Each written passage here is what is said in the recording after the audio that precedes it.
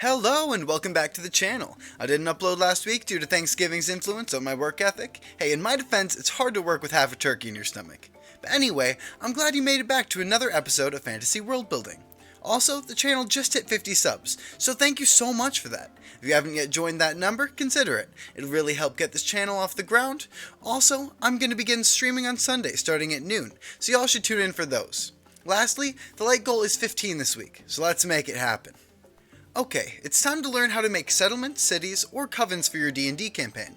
But hey, if you don't play D&D, don't leave quite yet, because these tools can be used no matter what you're creating the civilization for. First things first, civilizations typically have rules. Any organization of people is going to be governed by laws and customs that greatly influence how society behaves. This causes the world to feel more natural and explains the way people act. For a small village, one of those rules may be that no one leaves their homes after dark, or for a large city, perhaps the use of arcane magic is prohibited. Creating one or two unique rules of living in your civilization makes the city feel dynamic and alive, especially if the rules are affected by the surrounding terrain or campaign themes, like the nearby forests being filled with werewolves keeping people inside at night, or the city keeping people from practicing heathenistic spells in a campaign that revolves around the tyrannical rule of deities. Let's give both of these rules to a city, and let's call it Kroit. This is the settlement that I will be creating throughout the video. The use of non-religious magic is seen as heresy, so the practice of arcane spells is outlawed within the town. Also, there are untold monstrosities and wilds surrounding the walls of the city. This leads to the gates being sealed at night and a loose curfew being enforced. I know it seems strange to start making the settlements by creating the rules surrounding them, but already through the implementation of these rules, the party has an adventure to get to the city through the monstrous wilds, possible quests for hunting monsters once in the city, and a general idea of the legalism practiced within Kroit itself. Also, one can reason that the city is well defended from the wilds, but what group would defend the people of the city and enforce its laws? This is where the second step comes in. Create groups and power structures in your city. One such structure is the Town Guard. A lot of people like to give these guard guilds a flashy name, like Matthew Mercer's Crown's Guard and Carver's.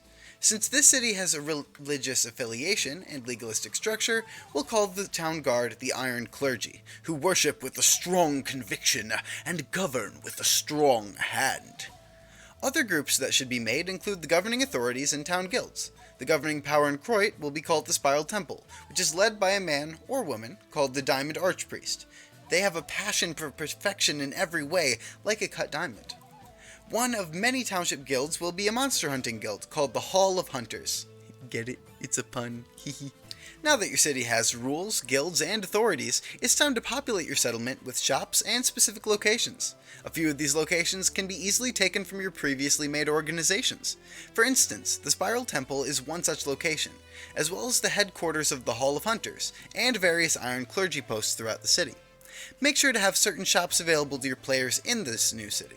There should always be a tavern or a bar, or a place to sleep, a blacksmith, an animal dealer, an adventure shop, and some sort of magic shop. Kroit has all of these, except the magic shop is more like a church called the Shrine of Blessings, where armor and weapons can be enchanted through prayer instead of through the layering of arcane magic. The last thing you need is the history of the settlement you're trying to create. How did the settlement form? Why did it form? What kind of people live there? And where does the city get its fun? For example, Kroit began when a hopeful priest led expeditions into the monstrous wilds to prove that her god could protect anyone and was stronger than this world. Time and time again, these expeditions fell apart after only the creation of a few feet of a stone wall. In time, the wall was eventually completed, and people were able to move into the city. At first, these people were simply incredibly devoted to their god, but eventually, the harsh reality of the area began to set into the people of the city. The people got tougher, and the clergy became iron-fisted juggernauts for their god. The wild shaped the young and faithful clerics into the Iron Clergy. The city sustains itself through farming from within the walls, and an export of incredibly rare meat, spices, and hides from monsters throughout the area, giving rise to the Hall of Hunters. And just like that, Kroit is playable in a game of Dungeons & Dragons. I would suggest adding some plot hooks and side quests in the city, but hey, do what you like. Feel free to use Kroit in any of your home campaigns, or use pieces to build your city.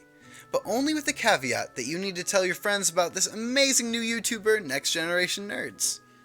Speaking of which, if this video has helped you in any way or you enjoyed it, make sure to hit the subscribe button so you don't miss out on new videos. I am dropping them every week, and it would mean a world to me if you would help get this community off the ground.